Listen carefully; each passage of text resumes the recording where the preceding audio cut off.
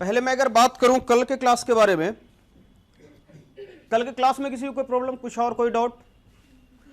Last class में हम लोग देखे क्या थे,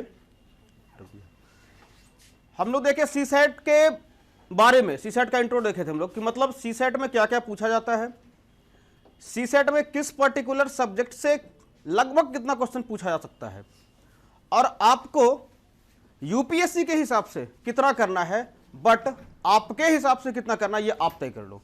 यूपीएससी ने कुछ अलग तय किया है लेकिन आप कुछ अपना अलग तय करो। यूपीएससी कहती है 27 question is enough for qualifying, but आपको ये काम नहीं करना है। आप अगर 27 का ही अभी से लक्ष्य लेके चलोगे तो थोड़ा तो कम होता ही है, और ये तो ह्यूमन टेंडेंसी है भाई, वो जरूरी नहीं जो आप जो सोचो वही मिल जाए आपको। तो कल आपको बताया था कम से कम आप 50 to 60 का ऑन एन एवरेज लेके चलो कि गिरते पड़ते ही 50 कम से कम हम ले आए, क्योंकि अगर आप 50 ले आते हो तो ऐसा थोड़ा ना कि आपसे मार्क्स छीन लिया जाएगा, पीटी वाले में से माइनस कर दिया जाएगा, ऐसा कुछ नहीं है। तो आप मैक्सिमम अटेम्प्ट करने का कोशिश करो। उसी क्लास को आगे बढ़ाते हम लोग देखते हैं आज।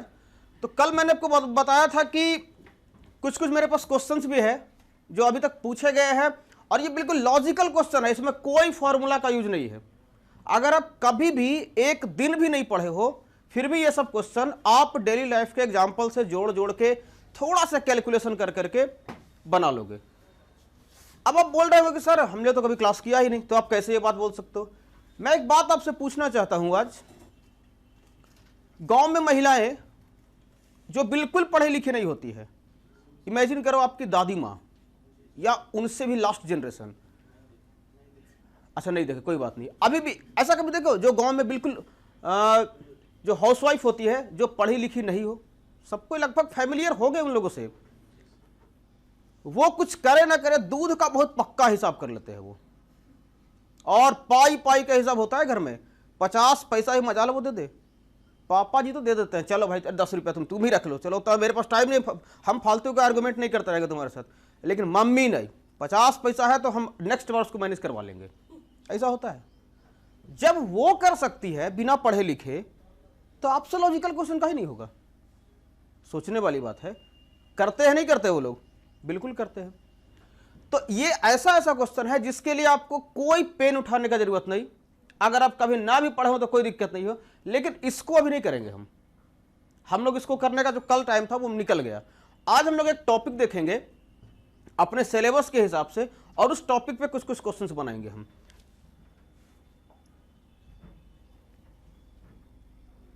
देखो आज का हमारा जो टॉपिक होगा, और मैं आपको बता दूं कि ये वाला स्टाइल मेरे पास नहीं है कि मैं बोर्ड पे लिख रहा हूं और बोर्ड पे से कॉपी कर रहा हूं। जब तक मैं ना बोलूं आपको कुछ नहीं लिखना है, केवल दिमाग में घुसाना है बात। मेरे क्लास का पहला मेरा मकसद यही होता है कि हम कम से कम पेन पेपर का यूज करें, क्योंकि आज के कंपटीशन में मैथ और रीजनिंग, कम से कम मैथ और रीजनिंग के लिए पेन पेपर जितना कम यूज करोगे आपका टाइम उतना ज्यादा बचते जाएगा। क्योंकि आप क्वेश्चंस का डेटा लिखने में भी तो 2 से 3 सेकंड बर्बाद कर देते हो, करते हो नहीं करते हो? अगर मुझे करना रहे, इमेजिन करो 23 into 3, अब इसको जो 3 का टेबल से मल्टीप्लाई करेगा और एक इंसान जो देखते के साथ मल्टीप्लाई कर देगा, बताओ कौन अच्छा होगा? आप हर एक क्वेश्चन से अगर 1-2 सेकंड भी छीनना शुरू करते हो तो वो फायदा किसको देगा? उन क्वेश्चंस को जो वाकई में कैलकुलेटिव थे। कुछ ऐसे क्वेश्चन होते हैं जो वाकई में कैलकुलेटिव होते हैं, उनके पास कोई उपाय नहीं, आपको मेहनत करना ही पड़ना करेगा। वो कहां पे जरूरत पड़ेगा आपको? यहां का टाइम बचा के आप दे सकते हो मैथमेटिक्स में जाके, वहां जो क्वांटिटेटिव एप्टीट्यूड होता है, जहां SICI का क्वेश्चन आएगा ना, तो आप लाख मेहनत कर लो, आपको कैलकुलेशन करना ही पड़ेगा। बट हम रीजनिंग में कोशिश करेंगे आपका कि आपका टाइम जितना ज्यादा हो सके हम बचाते चले टाइम, और उसी तरह से हम पढ़ाई करेंगे। पहले आपको मैं कॉन्सेप्ट बताऊंगा और उसके बाद उसका शॉर्टकट ट्रिक दूंगा। अगर शॉर्टकट ट्रिक याद रहा तो ठीक है, नहीं तो कॉन्सेप्ट तो रहेगा ही रहेगा, कॉन्सेप्ट तो हमेशा ही रहता है। आज का हमारा जो सबसे पहला टॉपिक इसमें रहेगा वो रहेगा क्लॉक। एकदम आराम से समझिएगा और लिखना बिल्कुल नहीं है, मैं आपको टाइम दूंगा प्रॉपर लिखने का, उसके बाद आप लिखिएगा, पूछिएगा, कहीं कोई दिक्कत नहीं होगा। मैं गारंटी के साथ इस बात को बोल सकता हूं, आपको एश्योर कर सकता हूं कि आप जो कुछ भी नहीं जानते हो, कभी भी नहीं पढ़े हो, फिर भी आपको क्लॉक समझ में आ जाएगा और आप क्लॉक से रिलेटेड क्वेश्चन बना लोगे गारंटी के साथ। बस कुछ लोग ऐसे होंगे जो पूरा कहानी खत्म होने के बाद बोलेंगे सर वो वाला पार्ट कौन सा था। ये मेरा एक्सपीरियंस है ऐसा, कुछ लोग होते हैं ऐसे लोग जो अभी बोले कुछ पूछना है बाबू, कुछ नहीं, कल के क्लास में कुछ पूछे था, कुछ नहीं, परसों वाला क्लास में पूछ देंगे, कुछ नहीं, 1 महीना के बाद पूछेंगे अब वो वाला में क्या था, तुमको 3-4 बार का मौका दिया हम, अब तुम कहाँ थे। अब मैं उसी बात को अगर बार बार रिपीट करता हूँ तो सिलेबस कभी कंप्लीट हो पाएगा, कभी नहीं होगा। हम पहले बात करते हैं कि क्लॉक में किस टाइप का क्वेश्चन पूछा जाता है। क्लॉक से क्वेश्चंस जो पूछे जाते हैं, न केवल सीसेट बल्कि बैंक, एसएससी, रेलवे, सब कुछ में क्लॉक से क्वेश्चन पूछा जाता है। बैंक में सबसे कम क्वेश्चन इससे पूछा जाता है, कम का मतलब ना के बराबर, कभी कभार ही क्लॉक से क्वेश्चन उसमें पूछा गया है, लेकिन एसएससी फिक्स है। रेलवे का फेवरेट क्वेश्चन रहा ही, रेलवे का ऐसा शायद ही कोई सेट बनता होगा जहां पे क्लॉक से और कैलेंडर से क्वेश्चन न बने। क्वेश्चंस कैसे कैसे आएंगे, कहां कहां से आएंगे। क्वेश्चंस आपसे सबसे पहले पूछा जाएगा इमेज से रिलेटेड, इमेज से रिलेटेड, इमेज मतलब क्या होता है आपको दिखाएंगे। दूसरा जो क्वेश्चन आपसे बन के आता है वो बन के आता है एंगल से रिलेटेड, तीसरा टाइम से रिलेटेड और चौथा एरर से रिलेटेड। यही 4 टाइप का क्वेश्चन आपसे में पूछा जाएगा, बाकी कोई 5वां टाइप का क्वेश्चन नहीं बनता है क्लॉक में। कौन कौन सा बात, पहले इमेज, दूसरा एंगल, तीसरा टाइम और चौथा एरर। इमेज से कैसे क्वेश्चन पूछेगा, एंगल में क्या होता है, इस टाइम में क्या होता है और उस एरर में क्या होता है। इमेज में 2 तरह से इमेज बनते हैं, अगर मुझे पता है आपको भी शायद पता हो कि इमेज 2 तरह से बनाया जा सकता है, एक वर्टिकली, दूसरा हॉरिजॉन्टली। क्या इमेजिन कर सकते हम जो बोले अभी, वर्टिकली कैसे बनेगा और हॉरिजॉन्टली कैसे बनेगा। एक इमेज जो बनता है वो वर्टिकली बनता है, वर्टिकली बनता है, और दूसरा जो बनता है वो हॉरिजॉन्टली बनता है। वर्टिकली को ही नाम दे दिया गया है मिरर इमेज। आपके बुक में जो लिखता है ना मिरर इमेज, वो कुछ और नहीं, वर्टिकल इमेज है ना। वर्टिकल लंबवत परपेंडिकुलरली, हॉरिजॉन्टल क्षैतिज नीचे वाला। हिंदी में वर्टिकल लंबवत, अगर मैं ऐसे खड़ा हूं तो मैं किस पोजीशन में हूं, वर्टिकली या हॉरिजॉन्टली। वर्टिकली। आपका मिरर किस डायरेक्शन में होता है, वर्टिकली या हॉरिजॉन्टली। वर्टिकली। यहां इमेज जो बनेगा वर्टिकली होगा। हिंदी वाले ऊर्ध्वाधर बोलते हैं इसे हिंदी में, और इसे बोलते हैं क्षैतिज। ऊर्ध्वाधर सुनने से कुछ समझ में आ रहा होगा बात, अब नहीं आ रहा है तो कोई बात नहीं, आप वर्टिकली हॉरिजॉन्टली समझो। इमेजिन कैसे करना है आपको, वर्टिकली मिरर इमेज को बोलते हैं और हॉरिजॉन्टली किसको बोलते हैं, वाटर इमेज को बोलते हैं। और कुछ समझने का यहां तक कोई बात नहीं था अभी तक। अब बताओ कैसे भैया, वाटर होता कहां पे है, वर्टिकली कहीं वाटर देखो ऐसे इस शेप में वाटर को बहते हुए नहीं, जब भी होता है तो जमीन में फ्लैट बहता है, वो आराम से नीचे पड़ा हुआ रहता है। तो जो नीचे बहेगा, जो हॉरिजॉन्टली बेस्ड पे होगा, वो वाटर इमेज बना के आएगा, और जो यहां होगा मिरर इमेज बनेगा। क्या कोई दिक्कत किसी को। इमेज से जो क्वेश्चन बन के आएगा वो 2 टाइप का, एक वर्टिकली दूसरा हॉरिजॉन्टली। आपसे क्वेश्चन अगर कुछ ना बोले मिरर इमेज है कि वाटर इमेज है, तो आपको ऑटोमेटिकली समझना है कि वर्टिकली पूछा जा रहा है। लेकिन अगर वो पूछ दे water image, what is the water image of a particular time, what is the horizontal image of particular time, तब आपको इसको यूज करना है। अदरवाइज आप हमेशा ऑटोमेटिक यूज जब करना होगा, डिफॉल्ट यूज जब करना होगा, तो आप वर्टिकली के साथ रहेंगे। इज इट क्लियर, कहीं कोई दिक्कत नहीं। अब आता है इस पे क्वेश्चंस कैसे बन के आते हैं, पहले ये बात। अब थोड़ा सा एक चीज आप पूछोगे कि इस सब तो बारे में कुछ बोले ही नहीं, वहां आएंगे तब जब ये टॉपिक खत्म हो जाएगा तब। 4 टॉपिक पढ़ना है, आपको चेहरा दिखा दिए कौन कौन सा चीज पढ़ना है। जब ये टॉपिक खत्म हो जाएगा हम इसके पास पहुंचेंगे, जब ये टॉपिक खत्म हो जाएगा हम इसके पास पहुंचेंगे। एडवांस में आपको कुछ नहीं बताएंगे, बस मैं आपको हर एक क्लास में से ही करूंगा। फर्स्ट क्लास जैसे ही लगेगा उसमें बता देंगे कि इसमें करना क्या क्या है। अब सिस्टमेटिक ढंग से चलेंगे, ये नहीं कि आपको पहले ही बता दिया एंगल में ये करना है, उसमें नुकसान हो जाता है। ये क्लियर है। आपको लिखने का प्रॉपर टाइम मिलेगा, कोई हड़बड़ी की जरूरत नहीं है। अगर मैं घड़ी के बारे में पूछूं, जहां तक हमको याद है कि मेरे पास तो घड़ी कम से कम ऐसा होता है, यहां 12 लिखा होता है, अच्छा कलर चेंज कर देते हैं थोड़ा, यहां पे 12 लिखा होता है, यहां पे 6 लिखा होता है, ऐसा ही होता है। यहां पे क्या लिखा होता है जी, यहां पे 9, हाँ चलिए जल्दी, यहां पे होता है 3, ऐसा कुछ होता है। चलो देखते, 12 और 3 के बीच में, 12 और 3 के बीच में कौन कौन सा डिजिट, 1 और 2, 3 और 6 के बीच में 4, 5, 7, 8, 10, 11, हमको जहां तक पता है कि आपके यहां भी जो घड़ी होगा लगभग इसी टाइप का होगा वो। अब कुछ कुछ बोलेंगे लोग कि नहीं सर मेरे घर तो वो क्या रेक्टेंगल शेप में है, कोई बोलेगा ओवल शेप में है। डिजिटल वाला पे क्वेश्चन कभी बनता है, नहीं दिख रहा पीछे तक। अच्छा कैमरा में नहीं जा रहा है, बैकग्राउंड, अब बैकग्राउंड कैसे चेंज होता है इसको?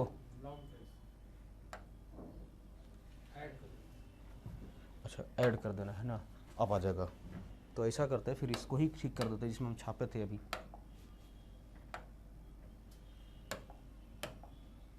अच्छा ये तो गायब भी हो जाता है। अच्छा कोई बात नहीं, फिर से इसको हम बना देते हैं। ये हो गया, अब आ रहा है ना 12 6 3 9 7 8 1 1 2 4 5, यहाँ पे होगा 10 और ये मुझे मिला था 11। ये कहीं पे सेंटर होता है जहाँ पे तीनों हैंड्स स्टेबल किया जाता है, इसी पे घूमते रहता है वो। इसको एक्सिस बोल सकते हो इसका, या इसका सेंटर ही बोलते हैं इसको। इससे कोई मतलब नहीं क्या बोलते हैं नहीं बोलते हैं। अब जरा मैं पूछूं आपसे कि वर्टिकल इमेज जो बनता है वो ऐसे बनेगा। ये मान के चलो कि इमेज है, ये मान के चलो मिरर है, ये मान के चलो कि मिरर है। इसका इमेज कैसे बनेगा, पहले ये बात हमको समझना है। ये बात आपको समझ आ गया घड़ी का शेप कैसा होता है, ये इस तरह का शेप होगा।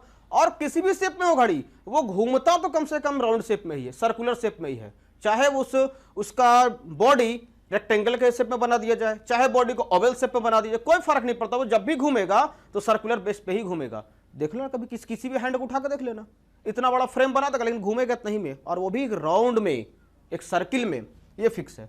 अब आपसे पूछेंगे एक बात, ये जो बनेगा इसका मिरर, इसके मिरर को मैं बगल में इस तरफ रख देता हूं, या आप इस तरफ भी रख सकते हैं, कहीं कोई दिक्कत है। दोनों तरफ से एक ही टाइप का इमेज बनने वाला है।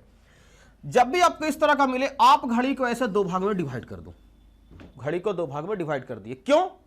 क्योंकि जब मिरर इमेज बनता है तो लेफ्ट साइड राइट जाता है और राइट साइड लेफ्ट जाता है। समझ आ रहा है बात? इसीलिए इसको दो भाग में डिवाइड किया, ताकि ये पता चल जाए मुझे कि ये जो सेंटर है या ये जो बॉर्डर है, इससे राइट साइड मेरा ये है और इससे लेफ्ट साइड ये है। जब हम इमेज बनाएंगे तो मेरा लेफ्ट उधर से राइट बन के आएगा इमेज में, और मेरा ऑब्जेक्ट जो लेफ्ट साइड में होगा उसका इमेज आके बनेगा राइट साइड में। लेफ्ट वाला राइट और राइट वाला लेफ्ट बन जाएगा। अब एक एक करके आते हैं।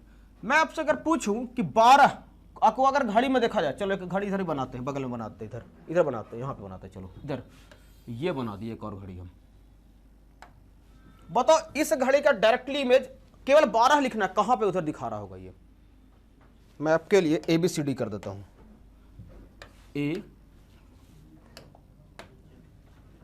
A B C थोड़ा ऊपर जाएगा, C, इसको क्या हो जाता है बताओ? थोड़ा सा भी याद नहीं रखते लोग ना। C D E F G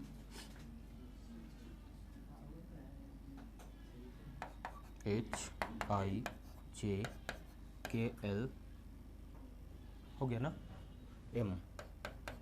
एक मिनट, A B C, एक दो की जगह पे C देख लेते हैं। हाँ ये ज़्यादा है ना। G H यहाँ पे, I यहाँ पे, ठीक है। J अपने जगह पे ठीक है। M हटा देते हैं यहाँ से, अब हो जाएगा ये ठीक। L को थोड़ा सा कर देते हैं ऊपर, ये L हो जाएगा थोड़ा सा ऊपर, अपने जगह पर ये आ जाएगा। और L को भी थोड़ा सा ऊपर ही कर देते हैं, फिर थोड़ा सा लगना चाहिए कि हाँ ये है। ये K यहाँ पे आएगा, ये K। चलो ठीक। अब हम एक एक करके आपसे पूछते हैं कि इस घड़ी का, इस प्रॉपर घड़ी का इमेज जब बनाएंगे एक मिरर इमेज में, ये 12 जो आपको लिखा हुआ दिख रहा है 12, ये उस घड़ी में किस जगह पर दिखेगा? A B C D E F G H में कहां पर दिखेगा? A पे दिखेगा। सब कोई कंफर्म हो कि A पे दिखेगा? अच्छा चलो A पे इसको लिख दिया, यहां पे दिखा 12। 6 कहां पे दिखेगा जी? 6 दिखेगा G पे, यानी कि नीचे हो गया। 3 कहां पे दिखेगा?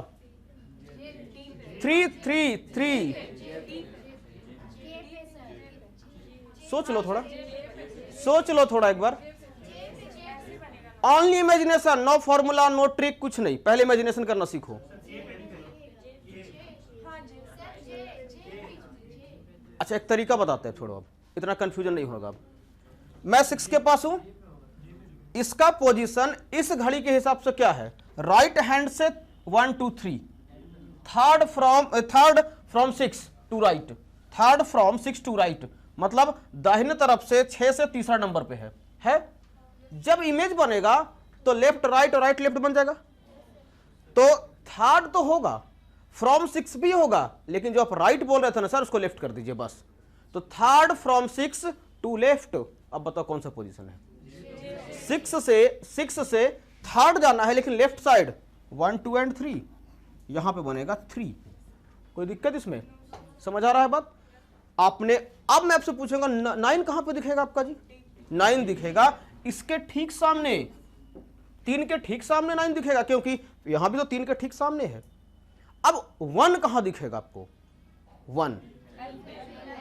1 दिखेगा यहां पर। 2 कहां पे दिखेगा? के पे 2 दिखेगा यहां पे। सबको समझ आ रहा है बात? कहीं कोई दिक्कत किसी को? मैं फिर से बोल रहा हूं, अगर किसी को कोई दिक्कत हुआ तो आप जरूर बताएंगे हमको, क्योंकि मैं एक स्टूडेंट से बार बार नहीं पूछते रहूंगा कि आपको समझ आया आपको, लेकिन आप बता देंगे हमको अगर कहीं दिक्कत होगा। मैं फिर से बताऊंगा, इसमें कोई डरने की बात नहीं है। आप सीखने आए हैं, कुछ सीख के जाइए। हाँ हम आ गए थे 1 2 3। अब आइए 4 के पास। 4 कहां पे होगा? 4 होगा आई के पास और 5 होगा एच के पास। क्लियर है? अब उधर वाला थोड़ा बी के पास कौन होगा? बी के पास कौन होगा? बी के पास होगा 11 और सी के पास कौन होगा? 10। अब यहां बच गया 2 वैल्यू, और कौन कौन सा वैल्यू बचा है यहाँ पे? यहां 8 और यहां 7। अब जो आप मैं पूछूंगा उसका जवाब दीजिएगा। क्या मैं इस फिगर को देख के ये बात बोल सकता हूं कि मिरर इमेज में 12 के सामने, मतलब 12 का मिरर इमेज ये रहा ऑब्जेक्ट और ये रहा उसका मिरर इमेज। 12 का मिरर इमेज 12 पे होता है, 12 का मिरर इमेज 12 होता है। 1 का मिरर इमेज क्या होता है? 2 का मिरर इमेज क्या होता है? 3 का मिरर इमेज क्या होता है? 4 का क्या होता है? 5 का, 6 का, 7 का, 8 का, 9 का और 10 का और 11 का भी।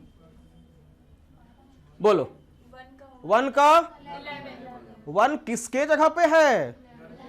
1 11 के जगह पे है। अच्छा ठीक है, अच्छी बात है, 11 के जगह पे चला गया। 2 का मिरर इमेज क्या बनेगा? 10, 2 का 10। 3 का मिरर इमेज कितना? 0 9 मत लिखना, ओनली 9। 4 का 8, 5 का 7, 6 का 6, 7 का 5, 8 का, ये देखो रिपीटेशन होना शुरू हो रहा होगा पीछे से। अब अगर 4 का 8 बना तो 8 का तो ऑब्वियसली 4 बनेगा। अगर 3 का 9 बना था तो 9 का तो 3 बनना है। इसमें कहाँ याद करना है हमको? अब 2 बना था, 2 का बना था 10 तो 10 का 2 और 11 का 1। ये मिरर इमेज का स्टोरी खत्म। समझ आ जाएगा बात? कहीं कोई दिक्कत नहीं? अब मैं आपसे पूछूंगा घड़ी दे देके कि वो कहां पे टाइम उसका होना है। इससे क्या होता है लोग?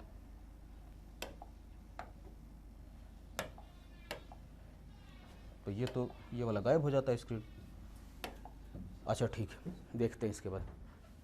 अब आपसे मैं एक टाइम पूछूंगा और आप बताइएगा ये है 12, ये 1, ये 2, ये 3, ये 4, ये 5, ये 6। मैं हमेशा कोशिश करूंगा कि आपको लॉजिकली समझाऊं और आपको इसमें ज़्यादा मेहनत करने की जरूरत ना पड़े। एक जो स्मॉल वॉच है वो 8 के पास है और दूसरा जो बिग हैंड है वो 4 के पास है।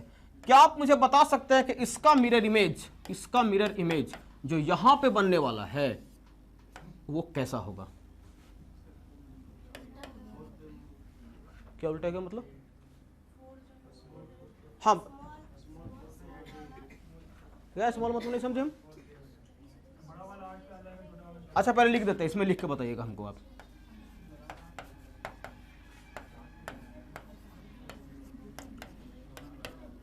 हम लोग थोड़ा धीरे धीरे पढ़ेंगे, आराम से पढ़ेंगे, लेकिन समझते हुए चलेंगे। आपको ज़्यादा मेहनत करने की जरूरत ना पड़े घर में, ठीक है? मेरा ये हमेशा ध्यान रहता है।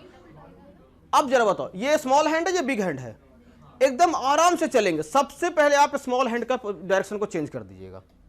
स्मॉल हैंड के पोजीशन को चेंज कर दीजिएगा, हो जाएगा। स्मॉल हैंड आपके पास 8 नंबर पोजीशन पे है। जरा याद कीजिए पिछला स्लाइड में 8 का मिरर इमेज क्या बन के आया था? 4। 8 का आया था 4। मतलब अगर मैं पूछूं आपसे स्मॉल हैंड कहां जाने वाला है तो 4 के पास जाएगा। क्लियर है? दूसरा बिग हैंड जो 4 के पास था, 4 का मिरर इमेज क्या बना था जी? 8। तो इस ये वैल्यू कहां जाएगा? ये वाला सुई कहां पे जाएगा? ये वाला हैंड कहां पे दिखेगा आपको? 8 पे। मतलब ये हुआ कि 4 वाला 8 पे और 8 वाला 4 पे। आपके घड़ी में 8 के आसपास एग्जैक्टली 8 से थोड़ा सा ऊपर होता है, 8 से थोड़ा सा ऊपर होता है और एक होता है 4 के पास। कितना बज रहा होता है? जब छोटी वाली सुई, जब स्मॉल हैंड 8 से के आसपास, 8 से थोड़ा आगे होगा और बिग हैंड 4 के पास हो, कितना बज रहा होता है? देखो मेरे पास घड़ी भी है, हम तो देख के बताते। 8:20। तो क्या आप बोल सकते हो कि ये वाला टाइम है 8:20? ठीक है। और इसका मिरर इमेज जब बना तो कितना तैयार होगा? यहां पे 4:40। 4:40।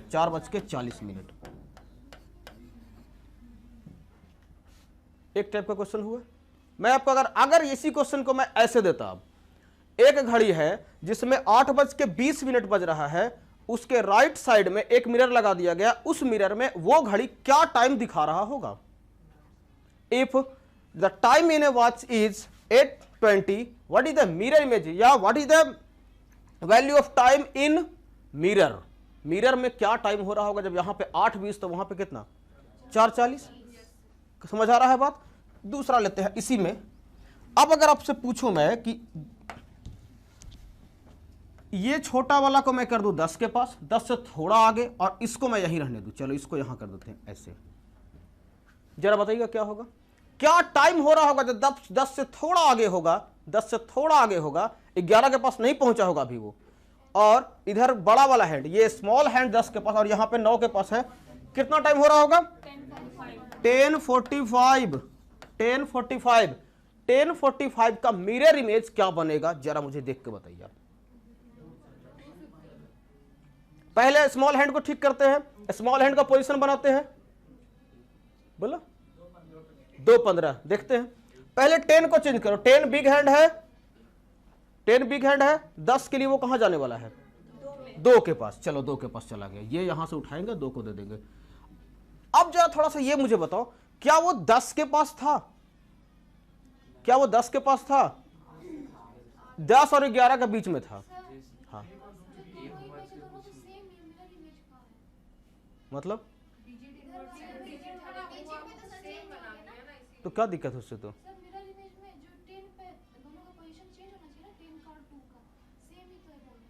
हम घड़ी को सेम रखे हैं ताकि आपको आप भी समझ में आए वो बात। टाइम पता चल रहा है? देखो ये स्मॉल हैंड, ये बिग हैंड। अगर स्मॉल हैंड 4 के पास है और बिग हैंड 8 के पास है, क्या 4:40 नहीं हो रहा होगा?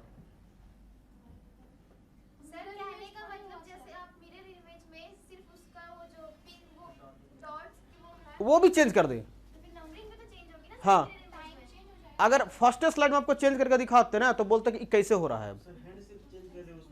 आप नेक्स्ट क्वेश्चन वहां भी आएंगे जो आप बोलना चाह रहे हो ना, आगे वही मैं बताऊंगा। लेकिन अभी मैं आपको बस समय देखना सिखा रहा हूं कि कैसे बदलेगा ये चीज। अभी केवल हैंड्स को चेंज कर रहे हैं हम, और जब आप एग्जाम में उस तरह से बनाओगे कि इसका डायरेक्शन को भी चेंज कर दोगे तो लिखना चीजें टफ हो जाती है वहां। फिर ये इसी तरह से इमेजिन करो इसको, आपको समय बताना है और थोड़ा देर बाद तुम घड़ी छापना ही भूल जाएंगे, बोलेंगे ना ये सब बेकार काम है, इतना टाइम मेरे पास नहीं होता है।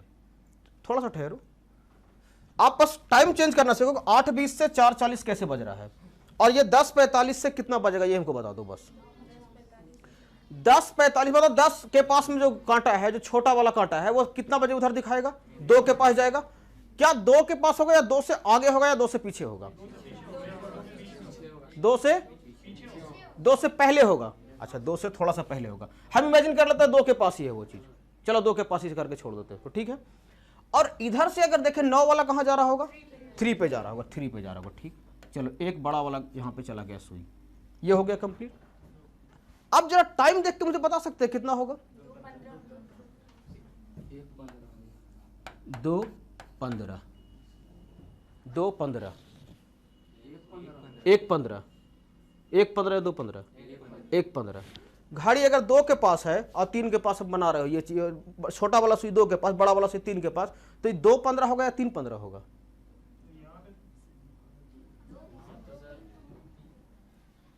इमेजिनेशन में यही प्रॉब्लम है। हाँ 2:15 हुआ, लेकिन 2:15 नहीं हो रहा होगा घड़ी में, यहाँ 1:15 होगा। अब बताते हैं क्यों, ऐसा क्यों होता है जी 2:15 ना 1:15 होगा? ये 10 के पास है नहीं, ये 10 और 11 के बीच में है, लेकिन करीब किसके है? 10 के 11 के। आप 10:45 के पास जब होगे तो देखो, अगर 10 बज रहा होगा तो ये एग्जैक्ट 10 के पास होगा। जैसे ही घड़ी का समय 10:30 पहुंचेगा, ये 10 और 11 के ठीक बीच में आ जाएगा छोटा वाला सुई। जैसे ही 10:30 बजेगा, 10:30 होगा, ये 10 और 11 के ठीक बीच में आ जाएगा। और जब 10:45 हो रहा होगा तो किसके करीब जा रहा होगा वो छोटा वाला घड़ी? 11 के करीब जा रहा होगा, तो यहां पे तो होगा नहीं, ये पोजीशन जाएगा यहां से थोड़ा सा हटके, 11 के पास नहीं पहुंचेगा, 11 से थोड़ा सा पहले होगा। तो आप मुझे जरा बताओ, 10 के लिए आप क्या बनाते थे? 2। 11 के लिए आप क्या बनाते थे? 1। तो 2 और 1 के बीच में होगा छोटा वाला सुई। पहले इस बात का ध्यान रखना, चूंकि यहां पे 10 और 11 के बीच में है, तो वहां 2 और 1 के बीच में होगा। करीब किसके? 1 के कि 2 के? यहां किसके करीब था वो? तो वहां किसके करीब होगा?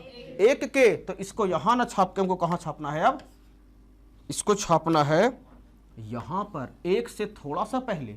और दूसरा वाला कांटा कहां होगा जी? बड़ा वाला कांटा, वो तो भैया फिक्स है 9 के पास, वो तो 9 के पास फिक्स है और 3 के पास फिक्स होगा।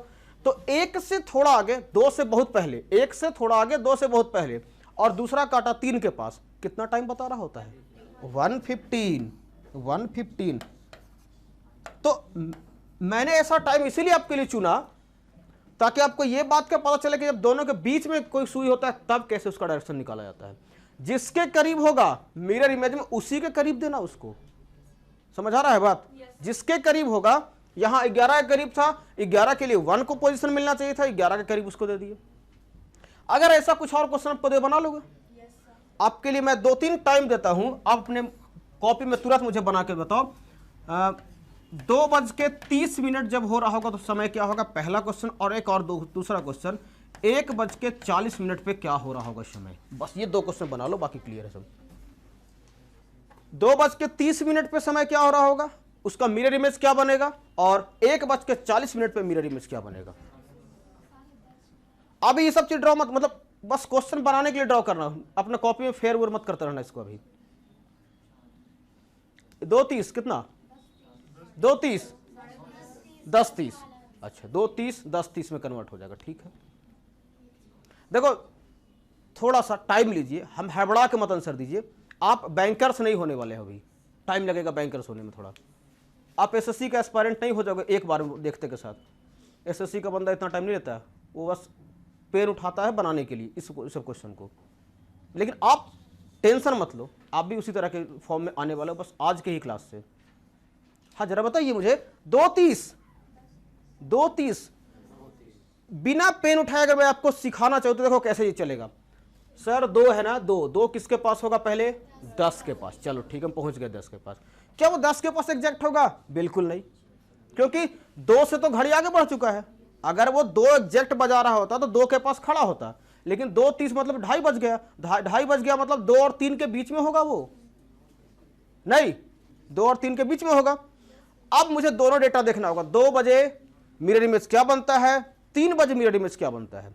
2 बजे मिरर इमेज बनता है 10 और 3 बजे मिरर इमेज बनता है 9, यानी कि मेरा छोटा वाला कांटा, छोटा वाला हैंड जो होगा वो मिरर इमेज में 9 और 10 के बीच में होगा।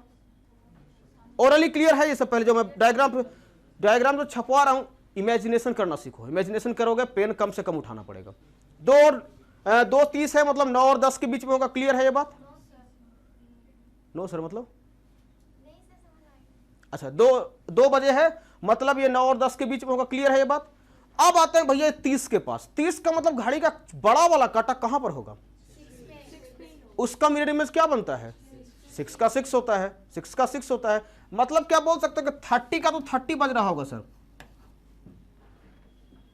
30 का तो 30 बज रहा होगा सर, बोल सकते हो ऐसा? चूंकि आपका मिरर इमेज भी कांटा तो 6 के पास होना है, कांटा तो 6 के पास होना है ना, और जब 6 के पास है तो 30 बज रहा होगा, 30 हो रहा होगा टाइम। अब 2 के लिए लिखे कि 3 के लिए लिखे, मतलब 2 के लिए 10 होता है और 3 के लिए 9 होता है। अब 9:30 की 10:30, कंफ्यूजन यहां पर है, कंफ्यूजन यहां पे है।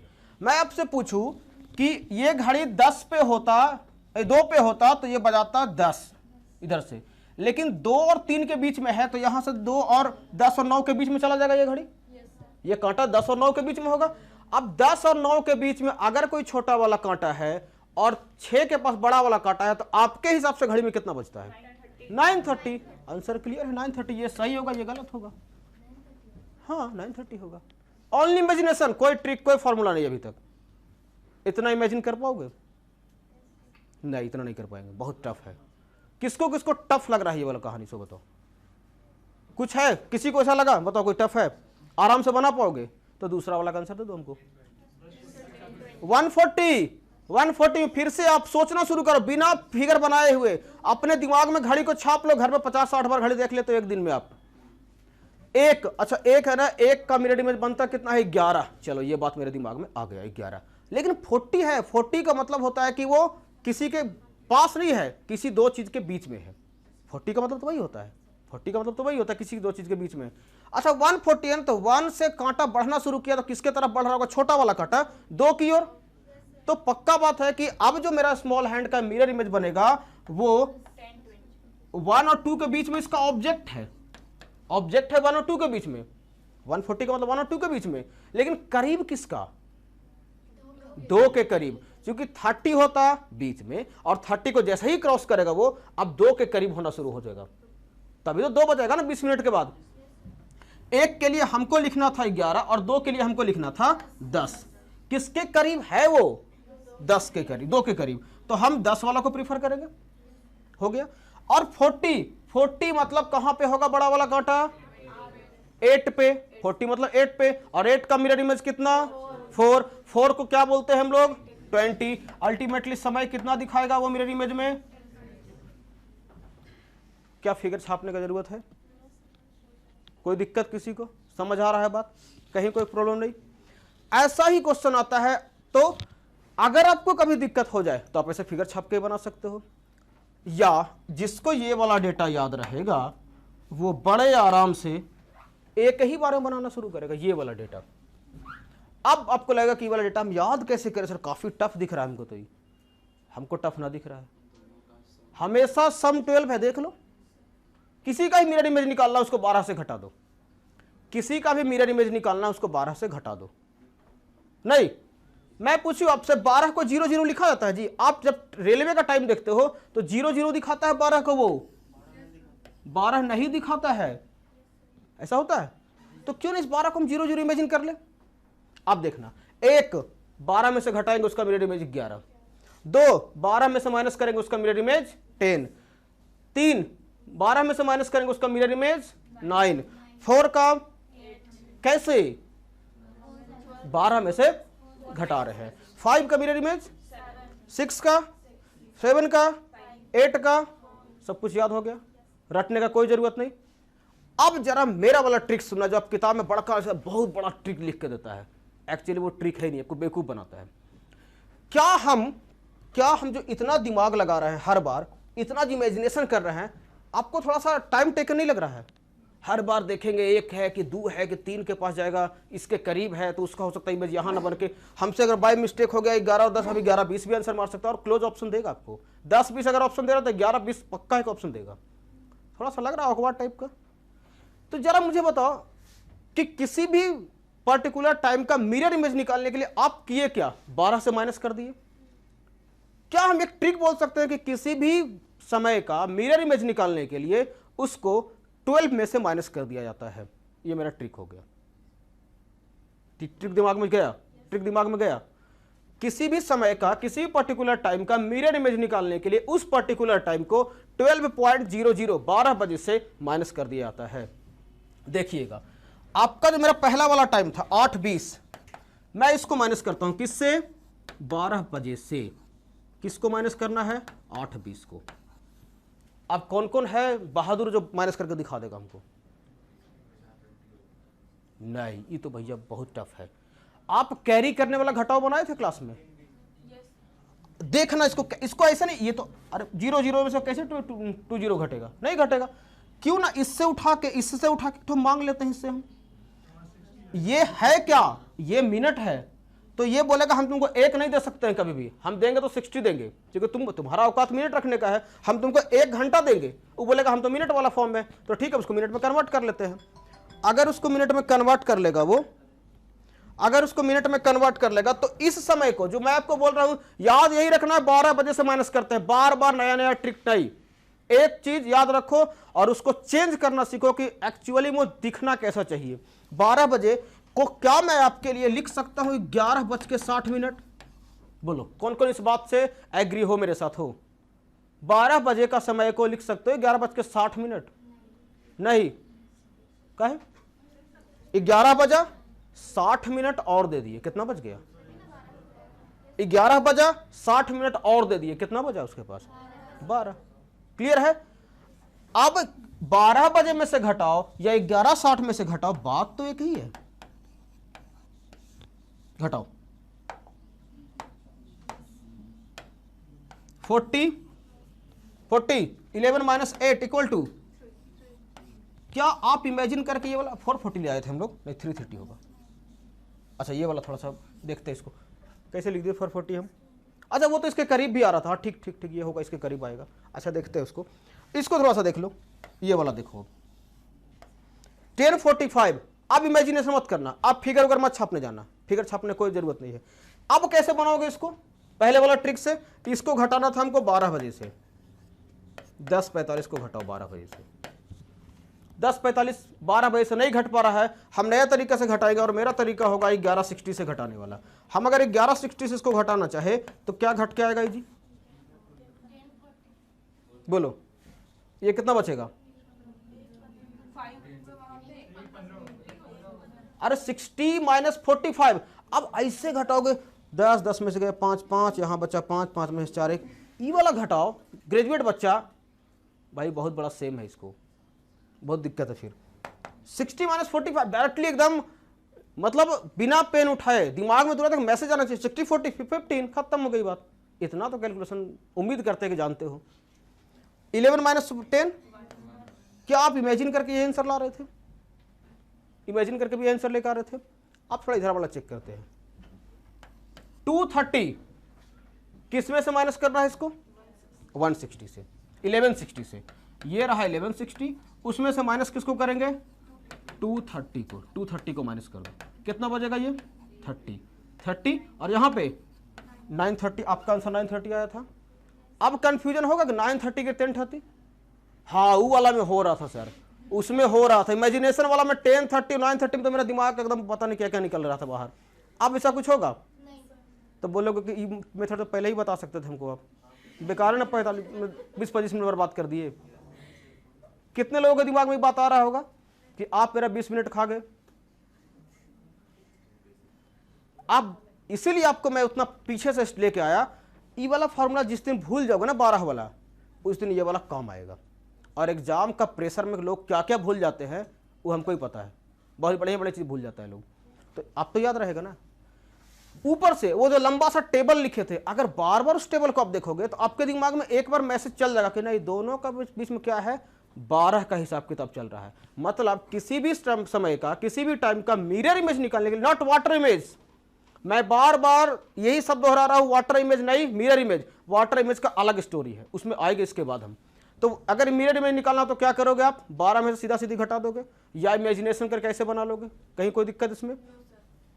अब जरा इसका वाला मुझे समय देख के और बिना पेन उठाए एकदम मेंटली कैलकुलेशन, किसी का पेन नहीं उठना चाहिए, मुझे आंसर चाहिए इसका। अब मेंटली कैलकुलेशन सिखाते हैं आपको। 1160 एक बार में दिमाग में छप गया 1160। अच्छा ठीक है, पीछे से घटाना शुरू। 60 यहां घटेगा 40, बच गया 20। यहां कितना बच रहा है? यहां कितना बच रहा है? 11 था पहले से, 1 माइनस करेंगे कितना बचेगा? 10 20 कंप्लीट। बिना पेन उठाए बना लोगे? ऐसा क्वेश्चन ही बनाना और ऐसे ही बनाना इसको आगे वाला समय।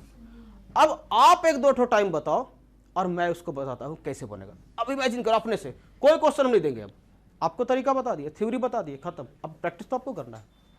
अब कोई समय ले लो, अब एग्जैक्ट समय मैं लेता हूं, अभी का टाइम एकदम 8:50 बिना पेन उठाए कितने लोग हैं जो जवाब दे पाएंगे विद इन 20 सेकेंड? कितना? कंप्लीट। 8:59 कर देते हैं। चलो अब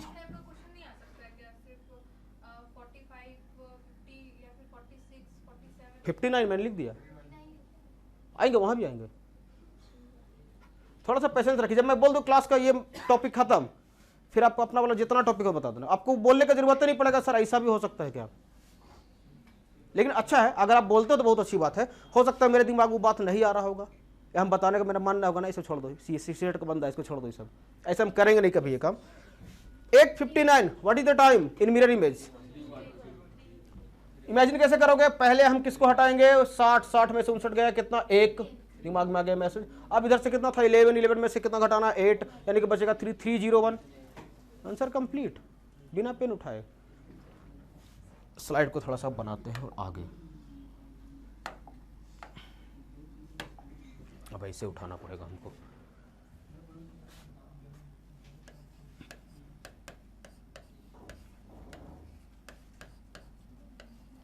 जरा बताओ इसे, पेन उठाओ। अब पेन उठाओ, कोई बात नहीं, पेन उठा सकते हो। 7:46 whole 3/4 what is the time in the वो मिरर इमेज? बताओ कितना बज रहा होगा? 7:46 3/4 और मिरर इमेज का लास्ट टाइप का क्वेश्चन यही बन के आता है। पेन उठाइए, बनाइए, हमको मत देखिए आप। अरे बाकी लोग क्या कर रहे हो? आप बोले ना कि हमको समझ आ गया, आप बोले ना कि हमको अब कोई दिक्कत नहीं होगा सर, तो बनाइए बनाइए।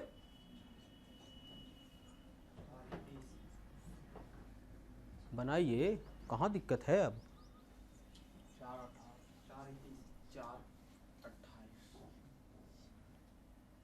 बनाओ, सोचो।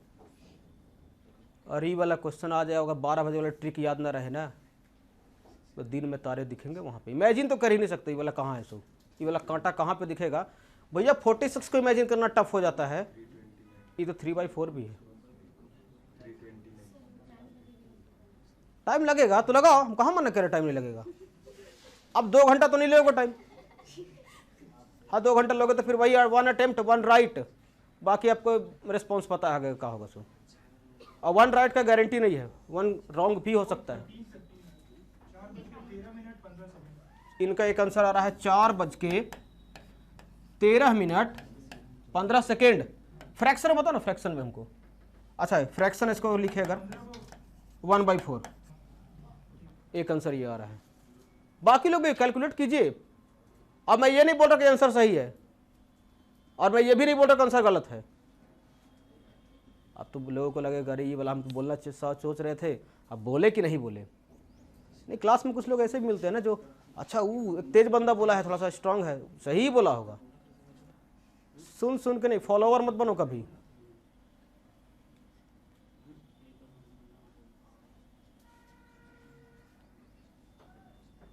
चलो छोड़ो इसको, हटाओ, बताते हैं कैसे बनेगा, बताते हैं इसको।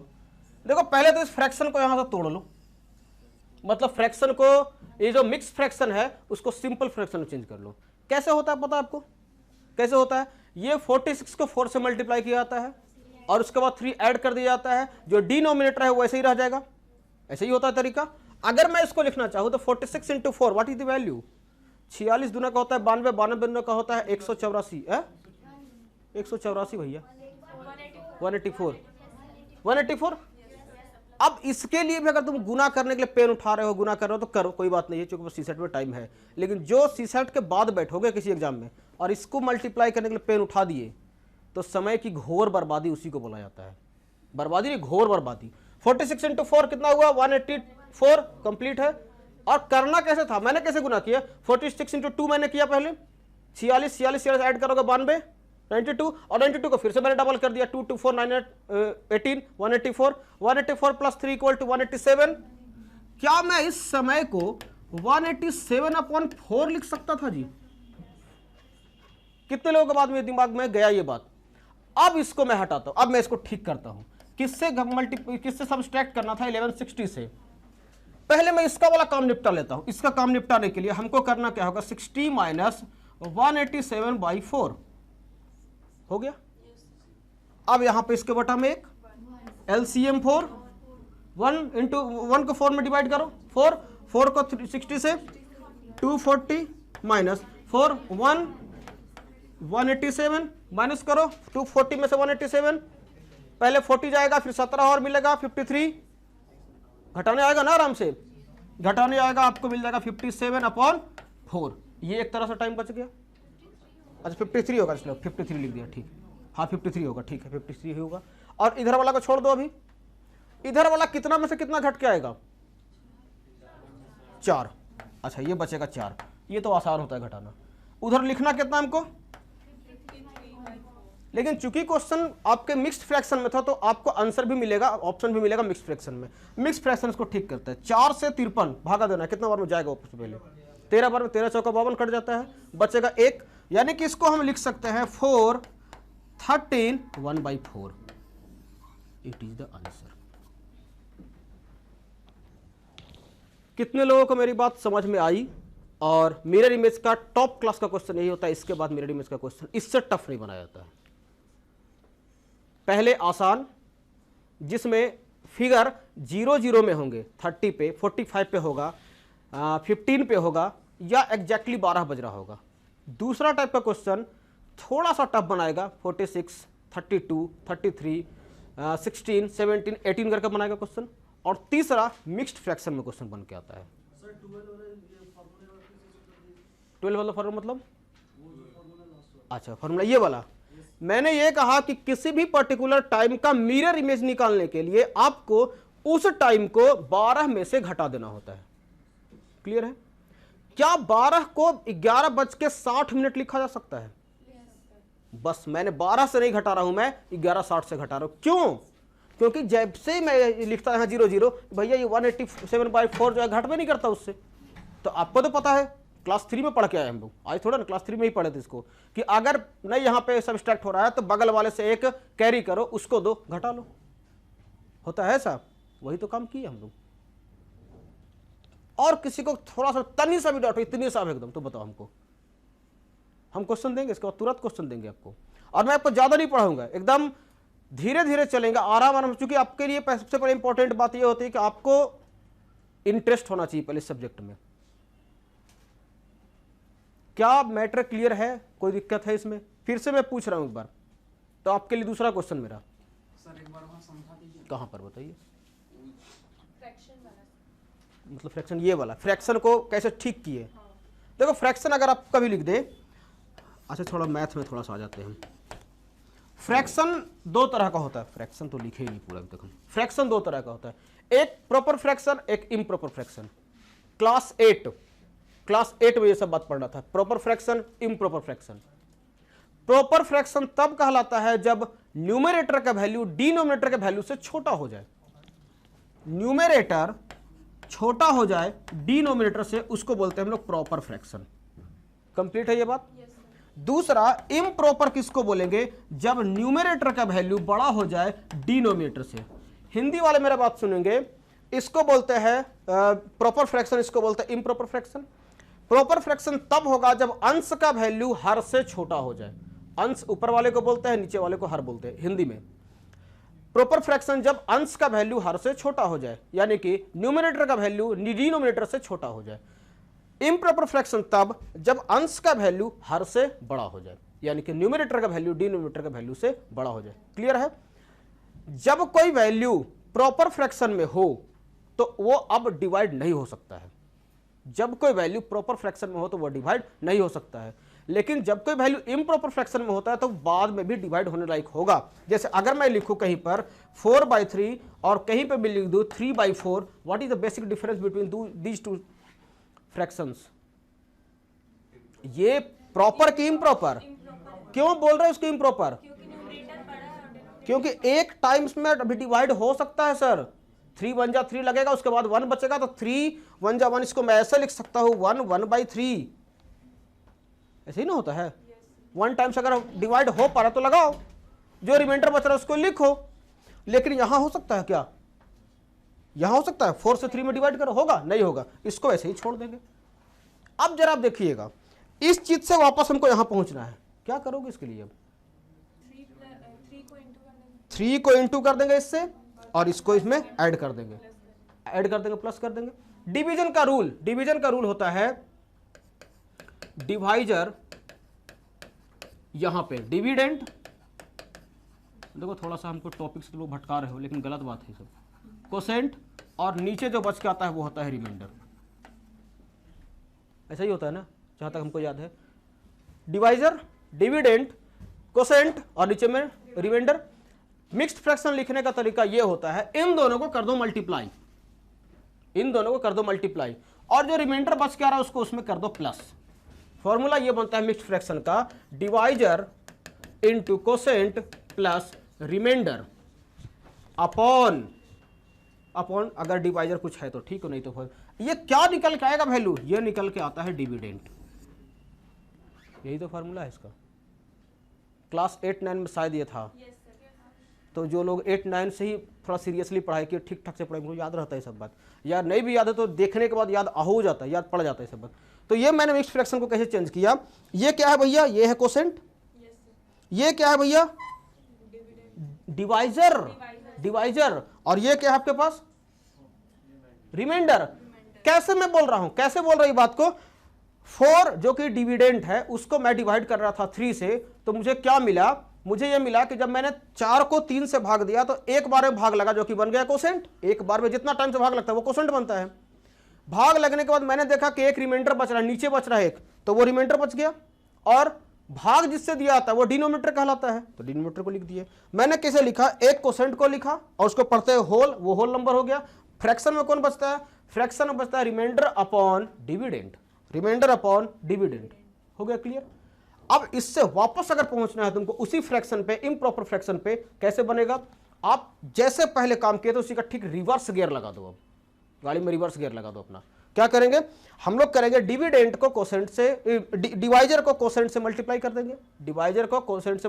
देंगे, और ऐड कर देंगे किसको, रिमाइंडर को। जो रिमाइंडर बचा उसको ऐड करेंगे, और बटा में कौन रहेगा, नीचे कौन रहेगा, डिविडेंड या डिवाइजर, जिसको डिनोमिनेटर बोलते हो। यही तो करना है, मैंने जहां पे वही काम किया। 46 होल 3/4 लिखा हुआ था, इसे मैंने क्या किया, चूंकि ये कोसेंट है, तो कोसेंट को मैंने मल्टीप्लाई किया डिवाइजर से, हो गया, और उसको ऐड कर दिया किससे, रिमाइंडर से।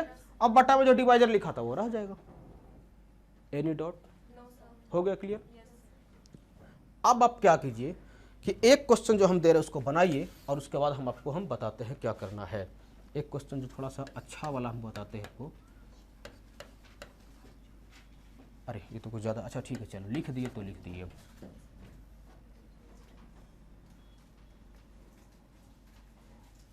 या थोड़ा सा इसको चेंज करें, थोड़ा सा रुको, ये वाला क्वेश्चन नहीं बन पाएगा इसमें, डेटा एग्जैक्ट देंगे तभी बनेगा, उठपटांग क्वेश्चन उठाओगे नहीं बन पाएगा कभी। आप लिखो 4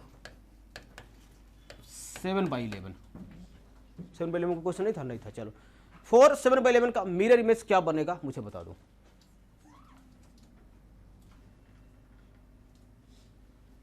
या एक चीज और इसमें चेंज कर सकते हो थोड़ा सा, यहाँ पे कुछ और ऐड कर दो, यहाँ पे कुछ कर दो ऐड, 46 इसको ऐड कर दो। 46 पिछले बार में दिए थे, अच्छा 43 कर दो इस बार।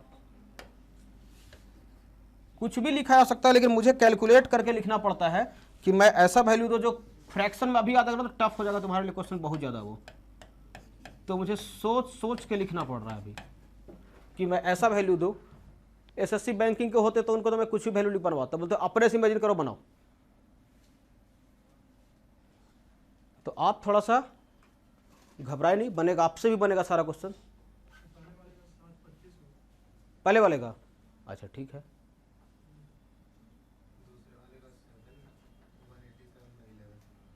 नहीं वो मिक्स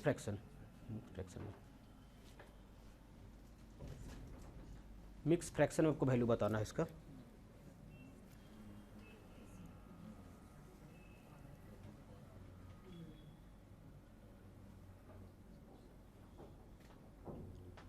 देखिए मैं बार बार बोल रहा हूं, चीटिंग मत कीजिए मेरे से। आपको जो बात समझ में नहीं आती है पूछिए, मैं आपको सिखाने आया हूं तो आप सीख के जाइए।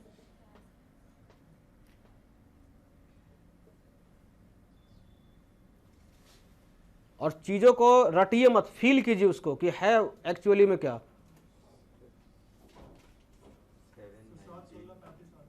7-16-35 ठीक है, देखते हैं। और लोग बनाइए, बनेगा, सारे लोगों से बनेगा, क्वेश्चन से थोड़े ना कि नहीं बनेगा। 7-16-35 तो थोड़ा सा देखते हैं।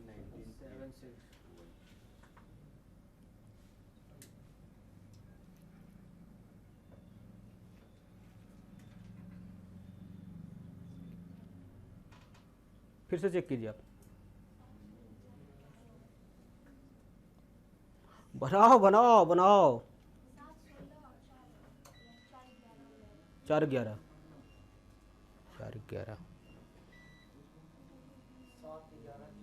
7-11-40 सेकेंड वाला का आंसर, फर्स्ट वाला भूल जाओ, फर्स्ट वाला का नहीं कुछ करना हमको, बस इसी को बनाना है, इसी को।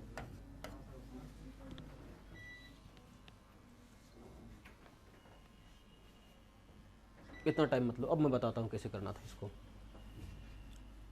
मेथड नंबर 1 जो आपको मैं बता रहा हूं अभी, इसको इससे मल्टीप्लाई करना, 43 को 11 से मल्टीप्लाई करके 1 सेकंड में आंसर कौन दे सकते हो डायरेक्टली एकदम। 473 मल्टीप्लाई करने का तरीका मैं कहीं बाद में तुमको बताऊंगा। अभी ये समझ लो लास्ट वाले को हुबहू लिख दिया जाता है सही। अच्छा देखो बता ही देते हैं, अगर कभी भी किसी भी टर्म को 11 से मल्टीप्लाई करना हो, कोई ज्यादा मेहनत करने की जरूरत नहीं है। लास्ट वाला को लिखो, हम लोग इसे ऐसे बोलते हैं, पहले पीछू फिर आगू, बीच में दोनों का जोड़। पीछू मतलब 3, बीच में दोनों का जोड़ और पहले वाले को लिख दो, हो गया मल्टीप्लिकेशन खत्म सारे टर्म के साथ। पहले पीछू, जो आगू है वो सही रह जाएगा और बीच वाले में जोड़, यही है। 473 + 7 करोगे कितना वैल्यू मिलेगा? ये वैल्यू बन के आ रहा है 480/11। क्या इससे सबको एग्री हो? यही होगा। अब इसको कुछ नहीं करना भाई, इसको 60 में से माइनस कर देना था। 60 में से माइनस करोगे कुछ ऐसे वैल्यू दिखेगा, और 60 में से माइनस करने के लिए आप आराम से यहाँ पे ये वाला मेथड अपना लो, क्योंकि अभी आपका दिमाग थोड़ा सा लो लेवल पे है, चलेगा, लेकिन आप ऐसे बनाओ इसको। 11 मल्टीप्लाई करोगे, 11 को 60 से मल्टीप्लाई करोगे कितना मिलेगा? 660 माइनस 480। आप यहाँ पे घटा के मुझे बताओ कितना बचने वाला है? 180।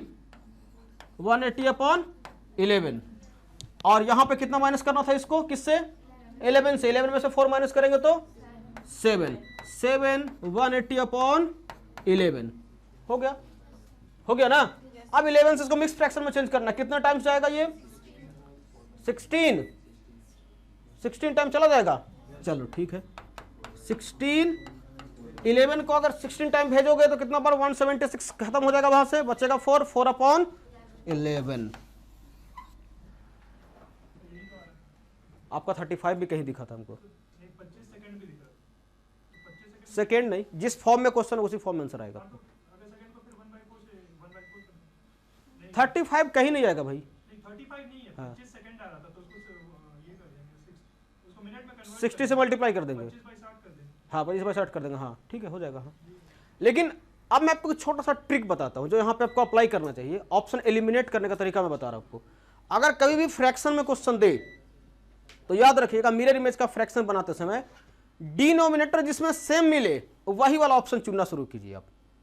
अब मैं ये बात क्यों बोल रहा हूं, कभी कभी आपके पास सिर्फ 4 ऑप्शन होंगे और आप नहीं बना पा रहे हो, तो आप कम से कम 2 ऑप्शन को हटा लो वहां से, और आपका 2 ऑप्शन में ही मिलेंगे डिनोमिनेटर सेम, बाकी 2 ऑप्शन में डिनोमिनेटर सेम नहीं मिलेगा, 2 में अलग अलग देगा। वो आपके लिए सुविधा करता है, जो स्मार्ट बंदे होते हैं वही करते हैं। पहले 2 ऑप्शन हटाओ, नहीं भी आता हो तो लास्ट टाइम में 2 में से 1 चुनेंगे, प्रोबेबिलिटी 1 होगा ठीक होने का 2 में से, तो 50% चांस है ना कि मेरा सही होगा।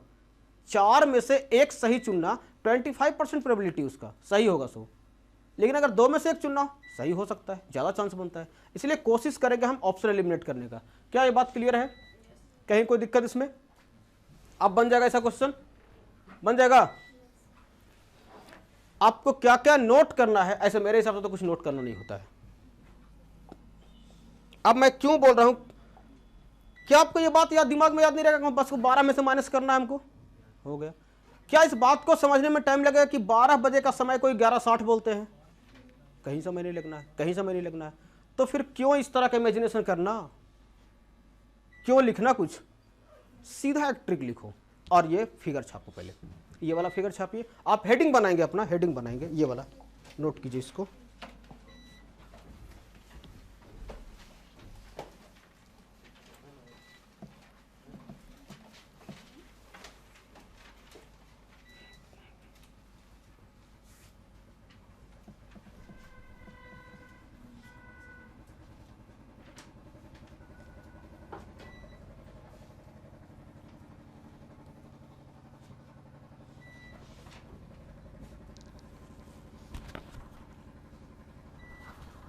हेलो, हाँ बस 10 मिनट लग रहा, आ रहे हैं सर।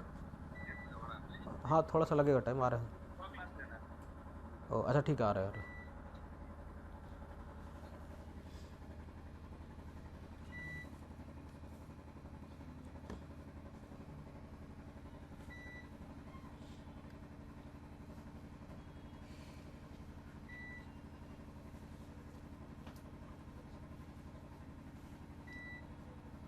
और मैथ्स रीजनिंग एक ऐसा सब्जेक्ट होता है जिसमें आप जितना ज़्यादा प्रैक्टिस करेंगे आप उतना अच्छा कर पाएंगे। ये जीके का सब्जेक्ट नहीं है कि आप रट जाएंगे इसको, ये केवल प्रैक्टिस और केवल ऑब्जर्वेशन का चीज़ है, इस बात का ध्यान हमेशा रखिएगा। और ये केवल रिवीजन से ही ठीक हो सकता है, दूसरा कोई उपाय नहीं। मैं आपको कितना भी रटा दूं, गारंटी के साथ मैं ये बात बोल सकता हूं कि एग्जाम के प्रेशर में जाकर तुम इस ट्रिक को भूल जाओगे, जब तक कोई अच्छा सा प्रैक्टिस नहीं होगा। तो प्रैक्टिस का मतलब हुआ कि कम से कम 40-50 क्वेश्चन खुद से जनरेट करो, खुद से बनो। ऐसे मैं कुछ होमवर्क दूंगा, मैं सीट प्रोवाइड करूंगा तुम्हें कि क्या क्या करना है कम से कम, लेकिन आप जितना ज़्यादा कोशिश करोगे उतना अच्छा है। क्लास में 50 स्टूडेंट होते हैं, उसमें से कोई एक टॉप करता है, कैसे करता है उसको पता है और आपको ही पता है। टीचर 50 को सारा मटेरियल सेम देते हैं, जिसको टॉप करना होता है कुछ एक्स्ट्रा पढ़ता है, लेकिन रिलीवेंट चीज़ पढ़ता है वो। इन्हीं के हम पढ़ा रहे हैं यहाँ पे वाटर मिरर इमेज, और जाके अच्छा कल तो सर को हम थोड़ा सा देखेंगे, टाइम वाला क्वेश्चन पूछ देंगे। तो मैं आपको फिर से बताता हूँ, मैं जिस टॉपिक पे बात कर रहा होता हूँ उसी टॉपिक पे क्वेश्चन या मैं डाउट लेता हूँ, बाकी दूसरे को मैं सीधा बोलता हूँ मैं नहीं जानता, जब आएगा मैं बता दूंगा। आप इससे रिलेवेंट जितना क्वेश्चन पूछना पूछो, ठीक है। आप आराम से यहां पूछिए, कहीं को ये हो गया नोट। इसके बाद नोट कर इसको क्या हो जाता है, एक घड़ी ऐसे छाप लो, कम से कम एक घड़ी छाप लो ऐसे। अच्छा ये वाला में था ना, अच्छा यहाँ पे कुछ अलग, हाँ ये तो अच्छा यहाँ पे आया है।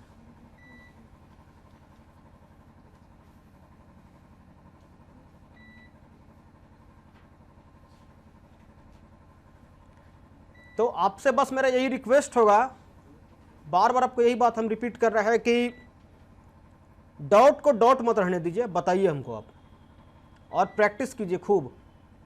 मैं कोशिश करूंगा आपके लिए कि कम से कम टाइम में चीज़ों को सीखें।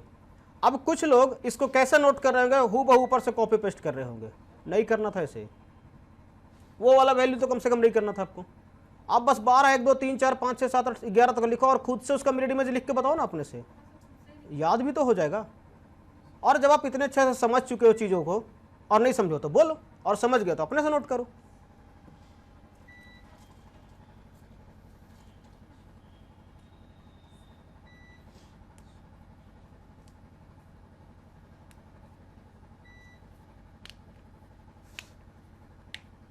हो गया, कहीं कोई दिक्कत नहीं। एक यहां फिगर बनाइए, एक ये वाला भी फिगर बनाइए, आप दोनों फिगर बना लेंगे। बस फिगर इमेजिनेशन के लिए है, आपको एग्जाम हॉल में ये तब तक तय नहीं करना है इस पे जब तक फॉर्मूला आपको याद है। और फॉर्मूला भी मैंने ट्रिक के रूप में आपको नहीं बताया हूं, आपको कहां से आया था फॉर्मूला वो आपको खुद समझ आ गया होगा। अब कोई बहादुरी का काम नहीं किया उस ट्रिक बनाने को, उस ट्रिक को बनाने में कोई बहादुरी नहीं, आप भी उस ट्रिक को बना सकते हो।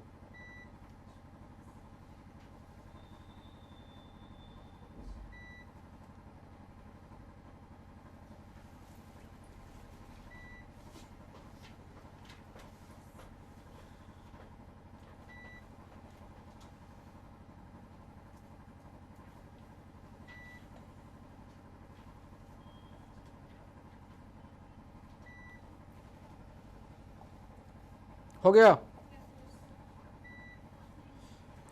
एक एग्जाम्पल लिख लीजिए, एक एग्जाम्पल लिखिए, क्वेश्चन लिखिए एक।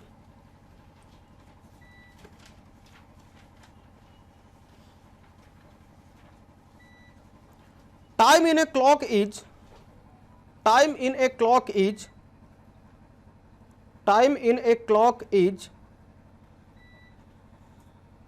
7:30, 7:30.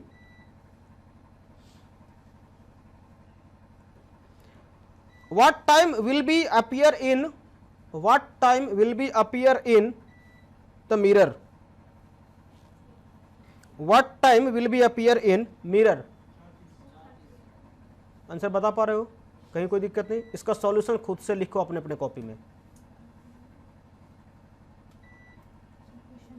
क्वेश्चन फिर से बोले, क्या क्वेश्चन बता, मैं भूल गया तो। Time in a clock is 7:30. हाँ। What time will be appear in mirror? In the mirror, हाँ, what time will be appear in the mirror. बनाओ, फटाक से बन जाएगा,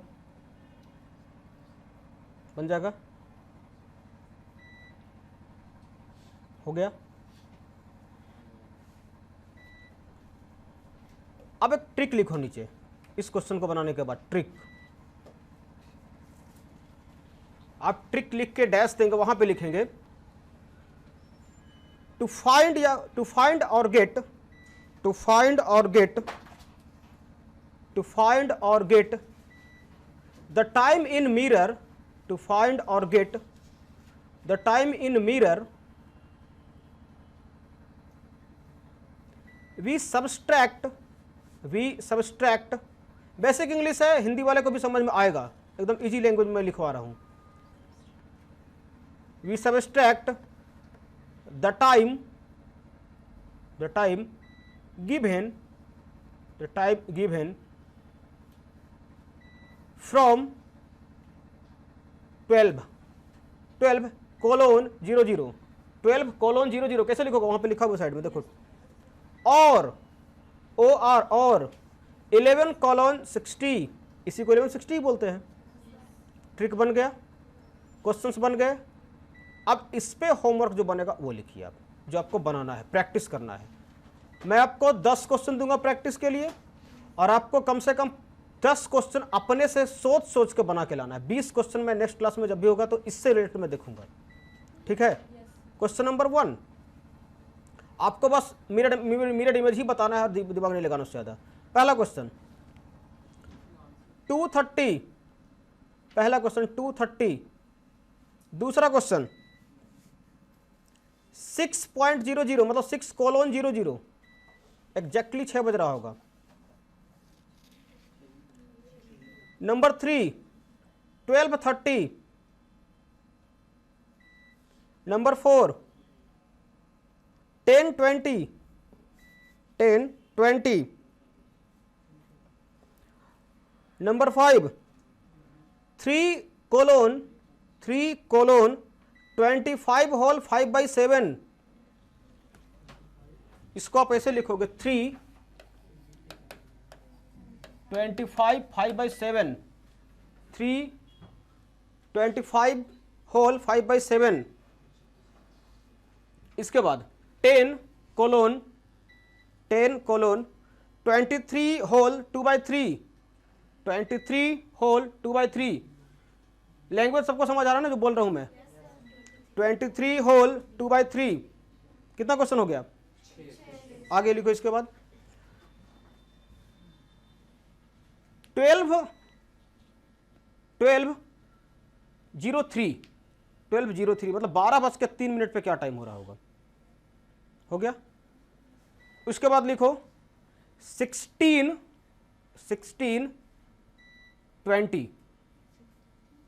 16:20। 10 हो गया? 8 हुआ। और लिखो 17:15, 17:15, 17:15। और इसके बाद आप लिखिए एक और क्वेश्चन 8:30, 8:30। बन जाएगा सारा क्वेश्चन, कहीं कोई दिक्कत नहीं होना चाहिए। कुछ कुछ क्वेश्चन मैंने ट्रिक किया है बाद वाले क्वेश्चन में, जो मैं 12 के बाद का वैल्यू लिखा हूँ। अब देखते हैं आपका दिमाग उस पर काम करता है कि नहीं करता है। तो आज चूंकि मुझे थोड़ा काम है तो अभी मैं आज का क्लास यहीं ऑफ कर रहा हूँ, ठीक है। नेक्स्ट क्लास से एक बात का आप ध्यान रखेंगे कि 8 बजे मतलब मेरा 8 बजे होता है। हम शायद ही कभी लेट करते हैं, शायद का मतलब जब ट्रैफिक हो या कोई उस तरह का केस हो तब। आप भी कोशिश करें टाइमली हो। आप ऑफिसर बनने जा रहे हो, इस तरह से डिले करोगे तो आप अपने साथ साथ जनता का समय भी खराब कर दोगे। इसलिए टाइमली होना शुरू करो, पंक्चुअल होने की आदत लगाओ अभी से। कोई बात नहीं, 5 मिनट पहले आ जाइए, आके थोड़ा रिलैक्स कर लीजिए आके, ठीक है। 8 बजे मतलब 8 बजे। बहुत ज़्यादा होगा तो 1 से 2 मिनट का टोलरेशन होता है, 8 से 1-2 मिनट तक आप मैनेजेबल होता है टाइम, उससे ज़्यादा नहीं। नेक्स्ट क्लास आपका 2 से 2.5 घंटा का चलेगा मंडे से।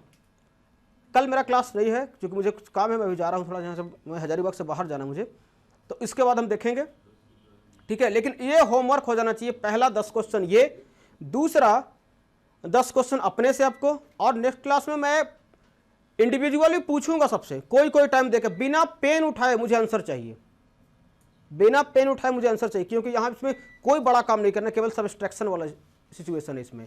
आपको इमेजिनेशन पे क्वेश्चन नहीं बनाना, इमेजिनेशन वाला करने के लिए मेरे पास टाइम नहीं होता है एग्जाम में, आपको जल्दी से क्वेश्चंस को सॉल्व करना है। तो आज के लिए बस इतना ही, थैंक यू।